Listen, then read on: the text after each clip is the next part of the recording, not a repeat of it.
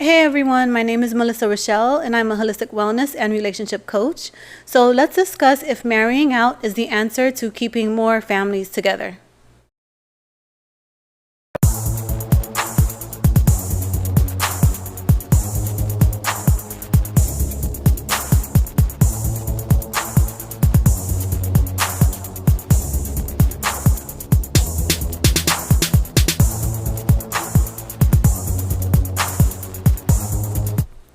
So the divestment community use Gabrielle Union and Dwayne Wade saying that their relationship is 50-50 as an example of why Black women should marry outside of their race. First, let me say here that whatever system works for a couple works for them. If they're happy with it and their relationship feels fulfilling with it, then I think they should do whatever works for them. That being said, I personally do not believe in going 50-50 in relationships because I believe men and women are different. Yes, men and women are definitely more alike than they are different, but that small percentage of difference can make a huge difference in terms of how happy, joy-filled, and satisfying a relationship feels. Too many mothers, albeit well-intentioned, tell their daughters to make sure they have their own just in case their marriage doesn't work out or their husband leaves them. And although this advice is well-intentioned, what it actually does is it starts our marriages and our relations out with a root of fear, anxiety, and paranoia, instead of what marriages and relationships are supposed to be about, which are love, joy, and security. And on the other end, too many men give other men the advice of protect your assets because she's going to take half. And again, this creates a marriage based on fear, anxiety, and paranoia. Many people who have these beliefs call themselves realists, and they say, I'm just keeping it real. But have you ever noticed how keeping it real is always about something negative? It's almost as if people forget that positive, real things exist as well. So is marrying out the answer? Are Black men collectively and Black women collectively too pathological to be saved? Interracial relationships can be a beautiful thing, just like all relationships, but always marry based on love and based on values and based on life vision instead of marrying based on fear. It is black and white thinking to project one character onto an entire group of people. And quite frankly, it is quite intellectually lazy. So let's take a look at two Black men and their differing points of view when it comes to this particular topic. So the whole 50-50 concept, Right. okay, so I understand what 50-50 means. Right. 50-50 means that everything in life, you got your half and I got my half. Right. And we're going to put this shit together Right. and try to make 100. Right. Okay? We buy $200 worth of groceries, you put in 100, I put in 100. That's how 50-50 goes. That's how we look That at it. is not how our relationship works. All right? We don't, see, everybody think 50-50. They think, hey, if he getting a sandwich, you got to put 50% on that. Right. He got 100, 200, whatever people think I got. Right. That's not how it works. Right. 50-50 in our household is, first of all, let's say I have 20 to 50 responsibilities. Right. And my wife have 20 to 50 responsibilities. And when I say that, that means she has a mother, she has her sisters, she has her dad, she has a lot of things that she's responsible for. Right. You know what she does? Right. She pays 100% of that. Right. You know what I do? I pay 100% of my life. When our life come together, my wife is a working actress Right. who spends time away from the family to go work, Do our job. build. Right. We decided together, because I think I said one time we was in Miami, I said something about it being my house that I paid for. Uh-oh. My wife looked at me, she was like, you will never say that to me again when it's something that we share.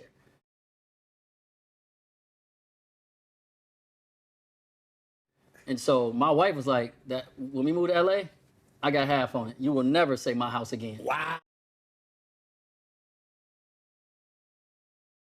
And so in our life, our home, 50-50, we purchase it together. Right. Our daughter, anything that goes on with our daughter, 50-50, we Right. share it together. Right. Now, it's some things I pick up versus some things she pick up, but she does some, I do. I do Right. some certain pieces of our life, we will share in it. But D-Wade, that works for y'all. Well, why does it matter if it's 75-25, if it's 85-15? That's your life. Why everybody is so consumed what goes on in everybody else's household when their household effed up?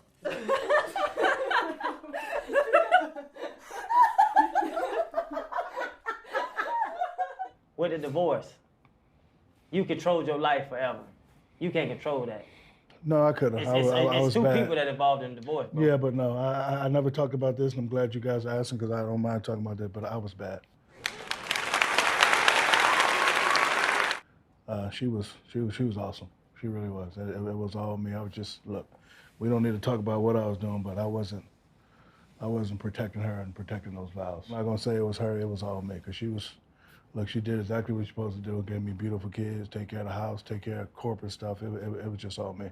Sometimes when you make a lot of mistakes like that, you can't really come back from that. Are there things from that time you would change, and do you believe if you changed them, you'd still like to be married, or you still like to be in that position where you could be with your kids and, like Channing said, could control those type of things? The best feeling for me was coming home and hearing 5, 6 different voices.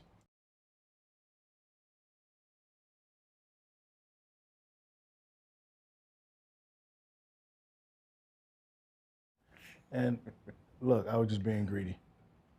I had the perfect situation. Wife was finer than a mug. Kept giving me babies, still finer than a mug. I had it all. Just sometimes and I don't make excuses. I know I messed up. And then, when I didn't have that, I don't like to use the D word because I don't really know what it is, but I was lost. 76,000 square foot house by yourself. Lost. I said to myself, okay, you're not married, but you still have to protect and provide for this family. Get your ass up, man up, let's go. What you gonna do next? Because, may not be a husband, but I'm always be a father. And the father's job is to protect, provide, and love. I have two, I don't like to use the term baby mamas, I have two wonderful women that have given me beautiful, gorgeous children. I have to protect and I have to provide and I have to love for them forever. That's why I work so hard. I don't work for me, I got it all. I gotta work for them, I gotta work for my 6 babies.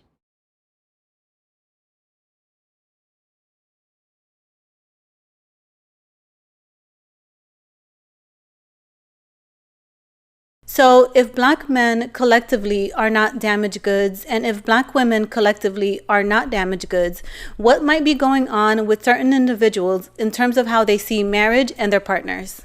A possible answer is the negative mother and negative father complexes. So what exactly does that mean? The negative mother complex leaves us feeling like we are bad, leaves us feeling like the world is bad and threatening, makes us struggle with fear and distrust, and makes us fear our own underlying rage. The negative father complex leads us to have low self-esteem, tends to make us hard on ourselves and other people, and tends to make us feel an underlying sense of rage for not being protected. Men with a negative mother complex tend to feel criticized whenever women do anything other than praise him. He has an inner witch that is constantly criticizing him. This complex keeps his masculinity weak and makes it hard for him to confront others in a healthy and constructive manner. It also makes him fear being devoured by his feminine side, and he tends to project this complex onto women and therefore fails to see women for who they really are. Women with a negative mother complex can feel like she is an awful person. She tends to seek out soft or wounded males who appear to have the nurturing qualities she thinks she doesn't have, like being nurturing and sensitive. Her inner voice is fearful, anxious, and because she thinks she has no right to exist, she thinks she needs to work hard to be loved by others. And she tries hard to control what happens around her. Women with the negative mother complex tend to think that her needs will not be met in life. She believes that the world is cold and without love. She has high anxiety and distrust of others. And she has a sense that she doesn't have the right to exist. And she may try to cover her fear and anxiety by pretending she's stronger than she really is. Men with a negative mother complex tend to feel helpless and guilty. He tends to be too hard on himself. He tends to overcompensate by being a high achiever. He never really feels alive. And he tends to have a deep fear of trusting others. The negative father complex in women tends to make her feel incompetent, tends to make her unable to speak up for herself in relationships or at work, tends to make her overcompensate by being a high achiever, tends to make her feel like she will never be good enough, and tends to make her feel lonely even when she's in a relationship. The negative father complex in men tends to make him have low self-esteem, tends to make him be overly self-critical in relationships, tends to make him be easily humiliated, tends to make him feel insignificant. And he tends not to talk too much as a way of protecting himself. So how does the negative mother complex impact our relationships? If two people who both have negative mother complexes are in a relationship with each other, the woman will project her inner tyrant voice onto her husband and assume he wants to control her. And the man will project his inner witch onto his wife, thinking that she wants to harm him. This complex destroys self-confidence, our belief that we are lovable, and therefore destroys our relationships. We project our complexes onto other people as a way to protect ourselves from seeing any negativity within ourselves.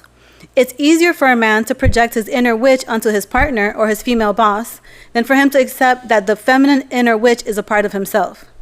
And it is also easier for a woman to project her inner tyrant onto her partner or her male boss than it is for her to accept that the masculine inner tyrant is a part of herself. If the negative mother complex is really strong, we will be convinced that we are right about our partner wanting to harm or control us, and we will look for evidence in our relationship that supports this belief. And the more unconscious we are, the more we use our own inner world, our own inner feelings, our own inner thoughts, and our own inner beliefs to create the characters of the people around us. This makes it really hard for us to see others as accurately as they are.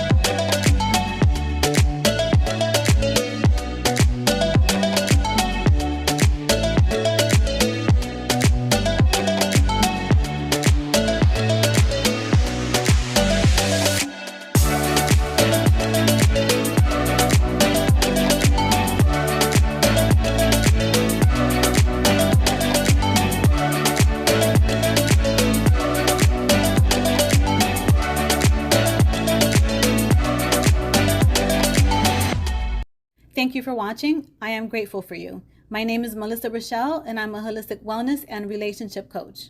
Please remember to like, subscribe, and most importantly of all, share this information with everyone you know, so that we can do everything we can to break the generational cycles of broken homes, burnt out single moms, and fatherless children.